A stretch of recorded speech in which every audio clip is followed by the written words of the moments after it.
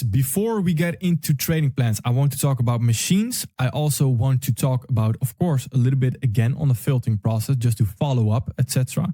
Then I also want to talk about Mondays and Fridays. So first, let me start with Mondays and Fridays. Today is a Monday. Mondays and Fridays, you want to be very careful with trading. You want to be even pickier than you already are. So, of course, if you've watched the forecast, etc., you know I am very picky about my price action, extremely picky about my price action. And on Mondays and Friday, I want to be even pickier. As in, I need price action to play out exactly as I want to, otherwise I would not get involved. As well, Mondays and Fridays are for easy targets and for lower risk. So your risk, you don't want to risk your full amount, etc., that you do on a Tuesday, Wednesday, or Thursday.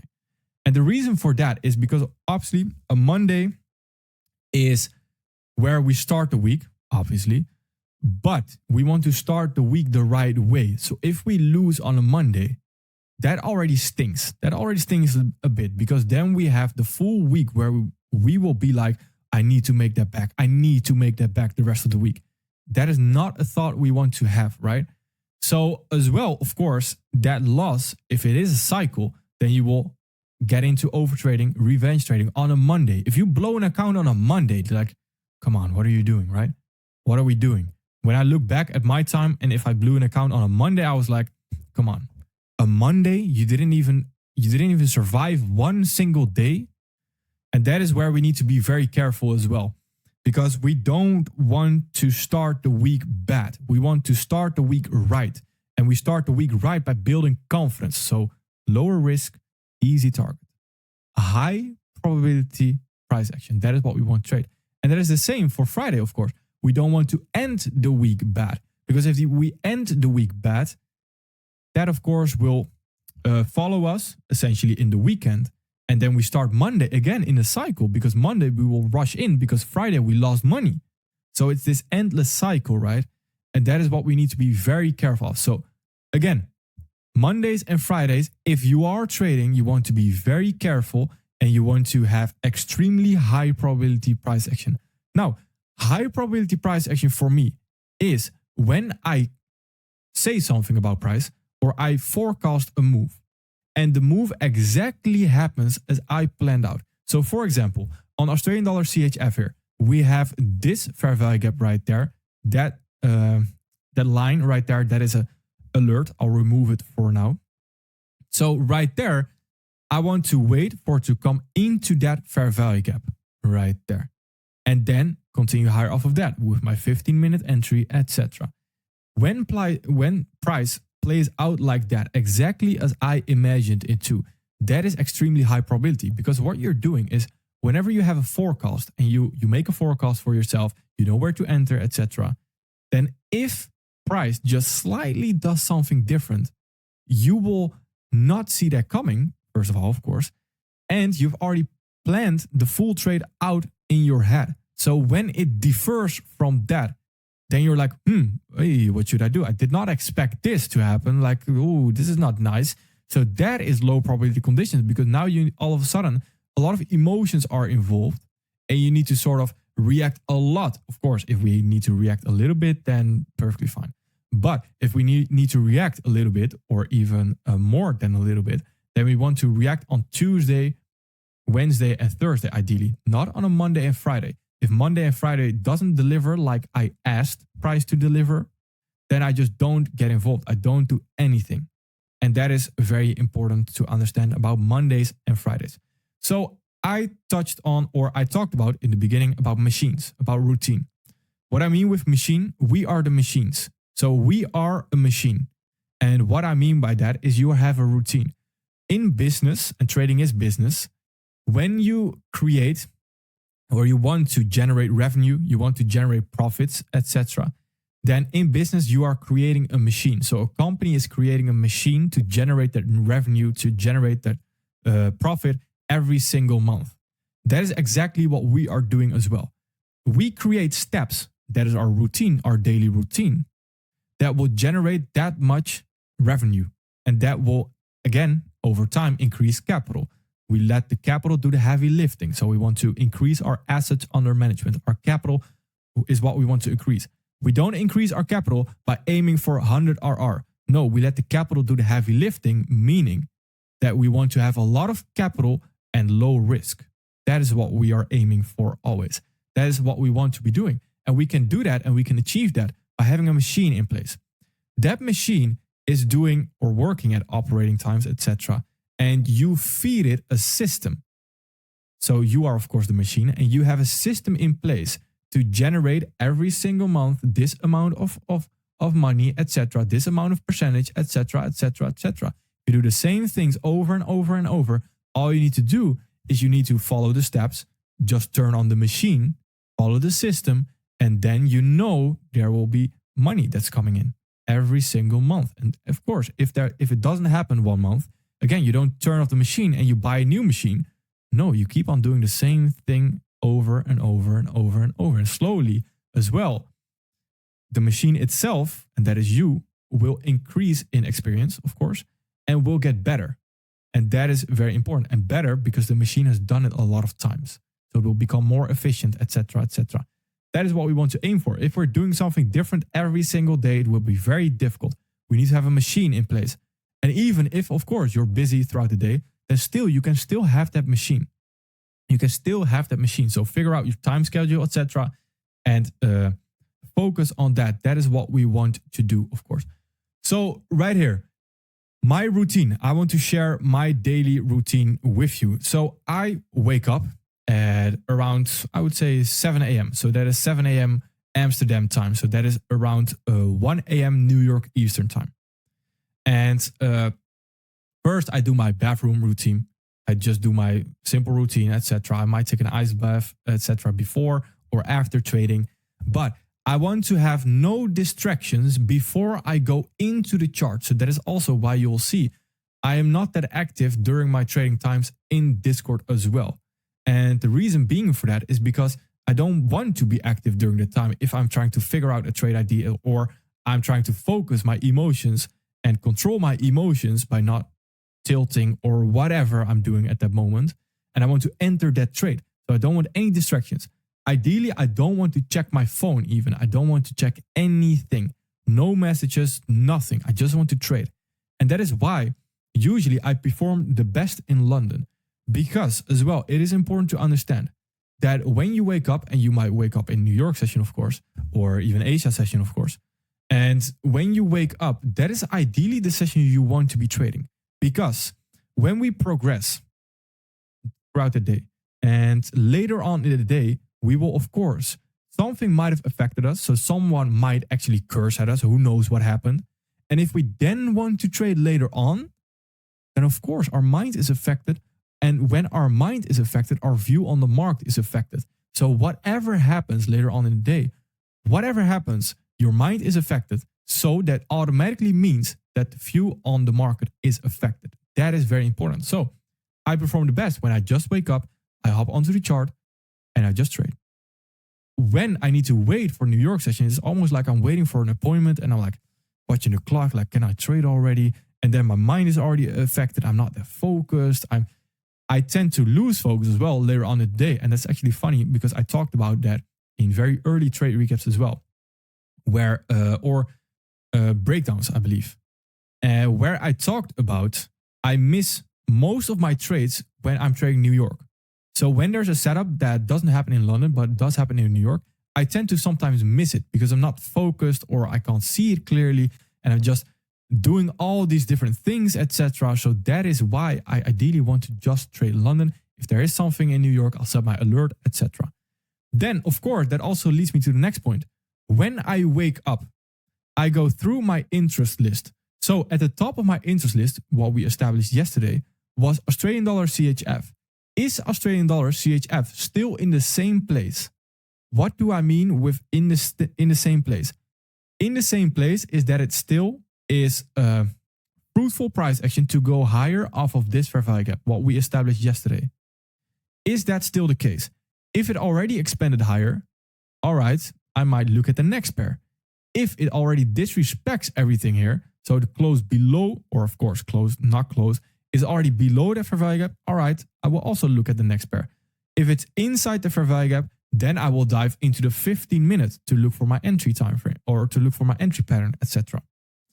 But if that isn't the case, for example, right now, the day right there, that is perfectly fine for me. When it's still hovering there, perfect. It is still intact. The ID is still intact. So it is still delivering towards my demands. So I still want to trade it. So when that happens, I don't look at anything else anymore and I stop at this pair. That's all I'm doing. I don't look at Euro New Zealand dollar. I don't look at New Zealand dollar CHF.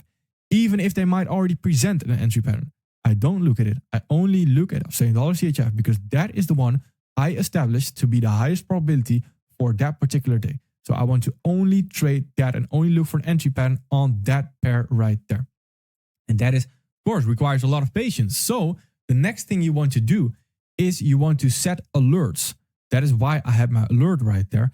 Because if I'm not setting alerts and I'm slowly getting tempted to flick through pairs and I'm slowly seeing something and I'm slowly going into the lower time frame, and then right here, I might force an ID. And now I might think, I might want to take some longs on Canadian dollar JPY right there. And then I might get burned, etc. And then I might just blow my account eventually because I'm getting impulsive. I can't control myself. That is very important. So I have the level, entry pattern. That's it. Nothing else. That is very important. So that, of course, goes through my mind when I am waking up. I get to the chart. I go through my interest list. If the first one right there, which is the one, of course, that's the highest. So that is on my interest list. That's the highest one. That is what I want to be trading ideally. If it isn't intact anymore, so it already moved higher or fully disrespected everything right there, as fair value gaps lower very aggressively, then I'm not that interested anymore. Then I can go on to Euro New Zealand dollar. And again, Australian dollar CHF right there meets my demand still. So what will I do? I set an alert to where I can potentially get involved. Again, then also when I need to go into the lower time frame, I also set alerts. It takes 45 minutes to potentially create a 15-minute fair value gap. That's a lot of time. I am not going to watch that fair value gap form. As in, I'm not going to sit there for 45 minutes and watch my screen and don't do anything and have my mind just constantly rattling and saying stuff to me like, oh, it might already leave you. It might already leave you. It might just hit your stop loss. It might just do this. And of course, when you look at a chart that long, then you will force something and you will mess up. So ideally, you want to constantly be fresh when you're at the chart. You constantly want to have a very fresh mind. Nothing that affects you. That is very important. So then eventually in London, either setup happens or doesn't happen. I hop onto the Discord eventually. And then afterwards, I either have my kickbox training or I go to the gym or whatever, some kind of activity, or even my ice bath, etc. If I have a rest day, then eventually, of course, I need to eat something. The machine does need to eat. That's our oil. So we need to eat something, of course, in lunch. Or if you don't want to eat something, don't eat. But I'll eat something during lunch. That's around 12 for me, 12 a.m., of course, Amsterdam time for me. And then eventually during I'll say New York Eastern time, New York local time is 7 a.m. That is when I again hop onto the chart just to see, all right, where are we at? Have we hit my alert yet? No. All right. Then I might just do something else. I might do something for the community, might do something for social media, whatever I've planned for that to-do list. And that is what we'll get to as well. Because when we slowly start to go into our evening, whatever your evening is, that is the most important part. The most important part about your day is not actually the day itself. It's the day that was before that. So, for example, what we did on a Sunday, that was extremely important for today. Because yesterday in the evening, I did my forecast already, which already forces me to not rush into the market. Because if I have to do my forecast on the same day, then I might rush into it, etc. And all I have to do on this Monday is just go over my interest list. Is it still intact? Yes. Trade. Wait for entry pattern. Enter. Take profit or stop loss. Or break even. Perfect. That's it. That is what we want to do. And the same for your to-do list. So whatever you need to do, if you need to learn something, if you need to watch a video, etc., You want to have that planned already on the previous day, not on the day itself. That is very important. So you plan your day ahead, and that is the machine that keeps on working and working and working. And when you can stick to that, then eventually you will see the profits for that. So that is very important. So that is also how I end my day. Again, in the afternoon, it's not that exciting. I trade, community, answer my emails, whatever I'm doing. I'm just busy with whatever.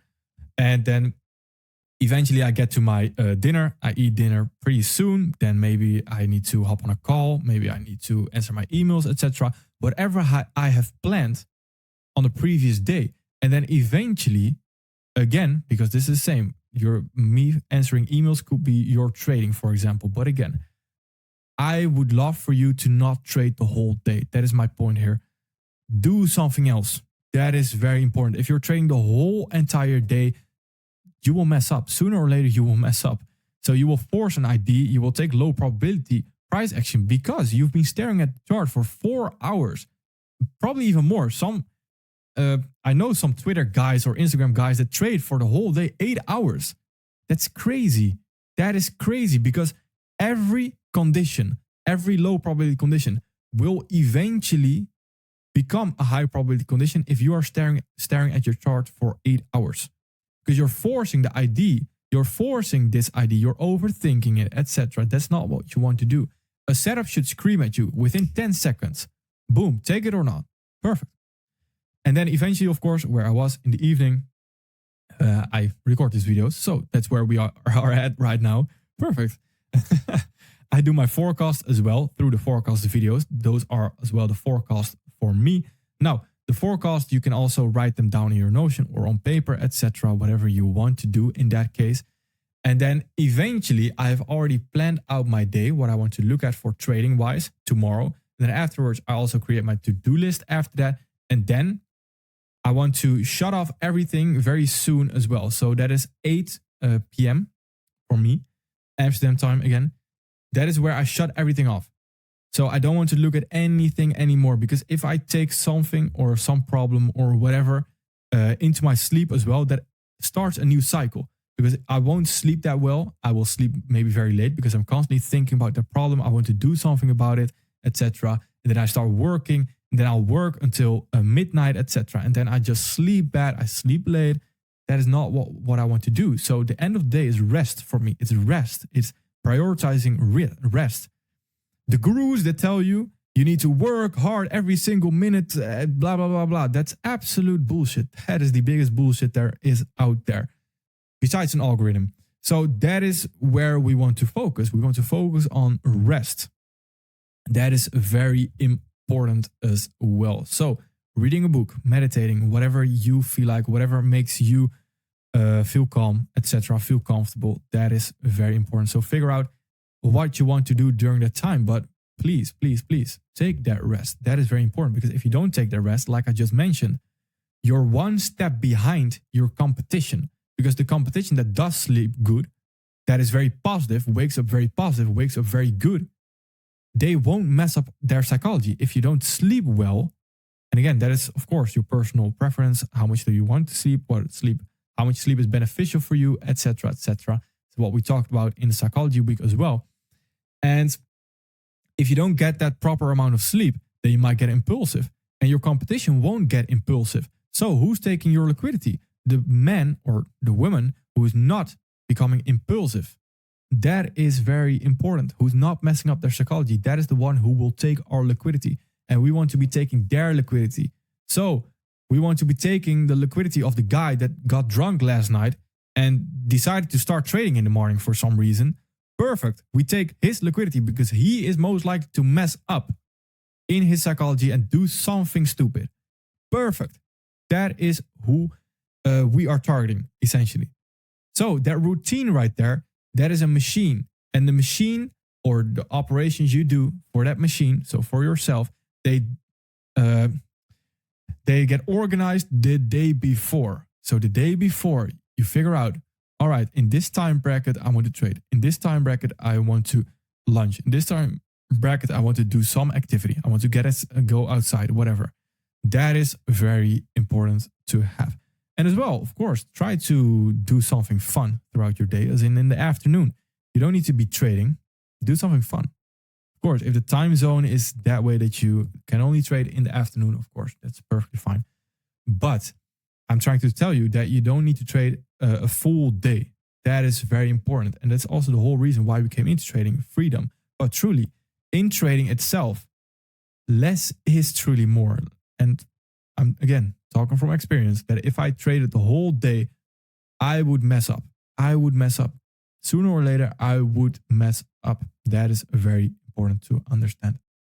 So that is my routine. That is the machine that keeps on running. And I want you to as well create a machine, if you haven't done already, or create a system or routine that you can stick to. Because we are, as humans, we like routine. We like to have systems, and the machine, that is exactly what will generate revenue, generate profits, etc. That is what we want to have. So if we go over the filtering process again, to sort of go over the interest list. Now, you might already have noticed there are certain pairs that are gone right now. Now, through a suggestion from the Discord, I removed them, or I moved them to the wait list right there. So they're not interesting currently. So these pairs right here, they are the ones that are interesting for potentially tomorrow or whatever. So let me actually move Nifty as well to the waiting list. Perfect. So these might be interesting for tomorrow or already have price in agreement. We just need time in agreement. Currently, Australian dollar CHF is in the exact same mode right there as it was yesterday. So when we have Australian dollar news later this day, it can either do one of two things, right? Trade into it or expand higher. If it expands higher right there, I don't want to chase it. I let it go. I don't do anything. I don't chase it. That is very important. I don't chase it. I don't go into the 4 hour to look for a 4 hour fair value gap or anything. No, it didn't deliver to my demands, so I don't chase it. Perfect. Euro New Zealand dollar right here didn't do anything just yet. Perfect. Done pretty quickly, right?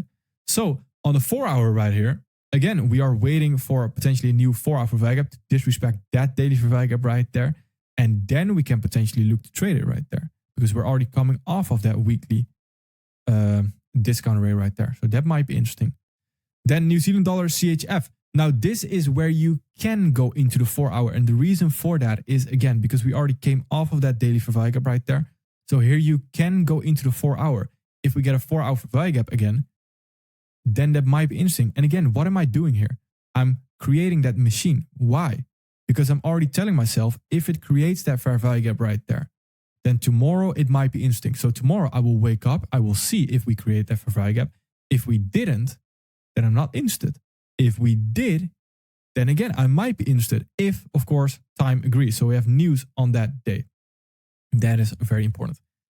Canadian dollar JPY as well, no daily fair value gap created. So you can see this is my interest list currently. No fair value gap, just still waiting right here.